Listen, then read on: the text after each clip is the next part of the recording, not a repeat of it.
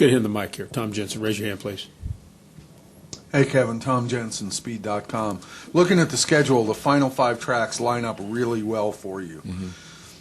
Are you at the point now where you expected to be at the start of this, where you kind of, let's get to halfway and really close strong, because those are such good tracks for you? You know? Well, we've met every goal that we've set out for ourselves so far this year. I think as you look at, the goals are obviously, up to this point have been good for us. The first 5 tracks definitely aren't our strong suit by any means, and I think the last 5 are much better.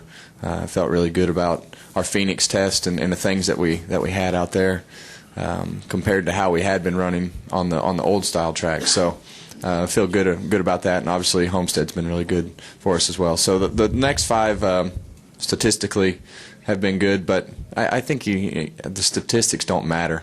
I mean, it's really all about what you've got for me now.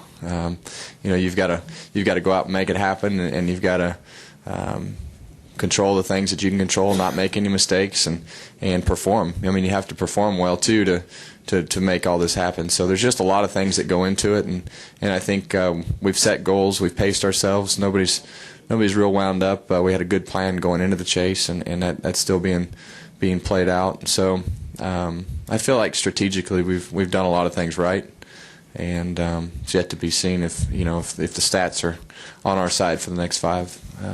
So we'll see. Let's go Mike Embry, Dustin Long, Nate Ryan. Mike Embry, Speed.com. Kevin, you talked earlier about the things you sort of can control here. When the race changes over the last few laps from the 2x2 to kind of grouping up to who's going to win the race, can you sort of control when that's going to happen with the guy you're drafting with? Can you put yourself in what you think is going to be the right position to be in the best spot for that? It all depends. It's not going to change. It's just going to be more 2x2 pairs that form that pack, and it's just a matter of keeping your cars connected. That's really what it comes down to. So it's just about trying to time that last run to be able to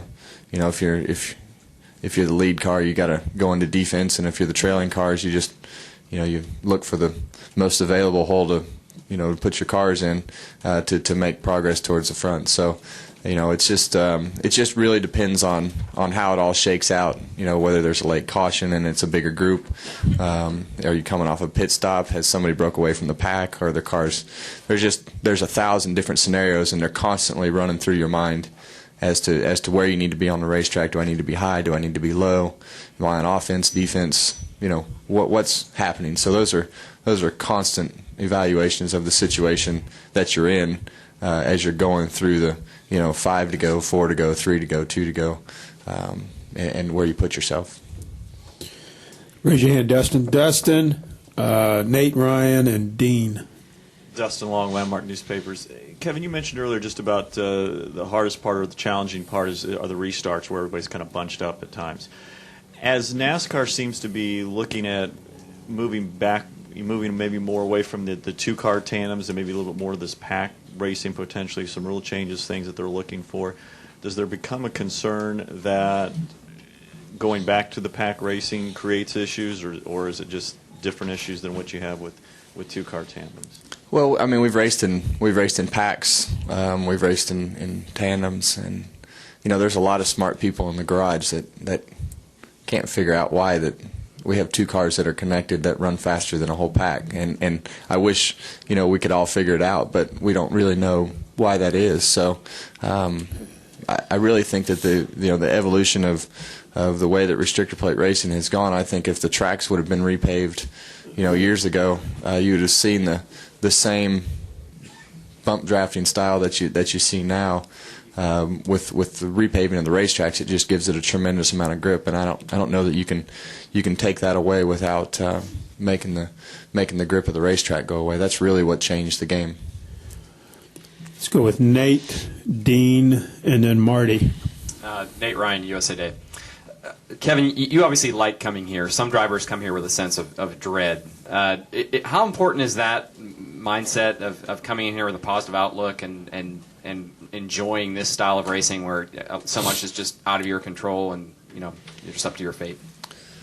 Well, I mean, these racetracks have been here for a long time. You know, the biggest race in our sport is a restrictor plate race, and you know, if you don't want to, it's just part of our sport, and you do the things that you have to do to adjust to being as good as you can on each particular style of racetrack, so that you can get the best results and have the best success that you can each and every week. So, you know, this is just part of the game, and we happen to enjoy it, and Richard enjoys it. They've always put a lot of effort in, and the cars have always run pretty good. So that makes it a lot easier. Okay, let's go Dean, Marty, and we'll end with Reed. Go ahead. Dean McNulty, Toronto Sun. Kevin, you talked about there's 42 things you can't control.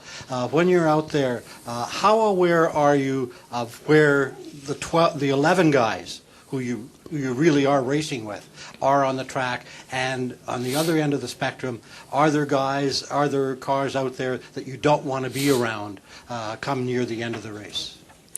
Well, here you don't really have I mean, when you get to the end of the race, you just have to, you know, do what you have to do, no matter who you're around. Sometimes you don't want to be around them, but it's just kind of, you know, the nature of the beast, and you just hope for the best there at the end. But, you know, the middle of the race and the beginning of the race, you can get yourself and take yourself out of positions and make that track position back up during the race, and you know, there's just you can tell the guys that you don't want to be around, and they're usually the same guys week after week. So it's at the end, though, you just have to do what you think is right and keep going forward. We'll go Marty, and we'll end with Reed. Go ahead, Marty. Marty Smith, ESPN. Kevin, when you have a tough situation like we saw last weekend at Las Vegas with what happened with Dan, how does that impact you as a driver to come back to the racetrack, especially at a place like this when there's so much unknown? Well, I feel good about, you know, where our sport is, and the safety procedures and precautions and everything that NASCAR has continuously developed through the years. I think when you look at IndyCar racing in particular, and you look at the style of cars that they race, and don't get me wrong when I say this, I mean, IndyCar has been responsible for being a big part of the safer barriers, and they have a constant effort to be a part of the safety precautions and safety measures that are continuously getting better year after year. So, I mean, they do a good job, but, you know, the bottom line is, I mean, there's just, those cars are running really fast, and your head's hanging out of the cockpit, and some things are going to happen. So it's part of our business. Final question, Reed. Reed Spencer, Sporting News. Kevin, did you run the smaller spoiler at all yesterday, and if so, what were your impressions? We ran the smaller spoiler by ourselves, but never ran it with another car. So smaller spoiler just went faster. Kevin, thanks for coming in. Good luck this weekend.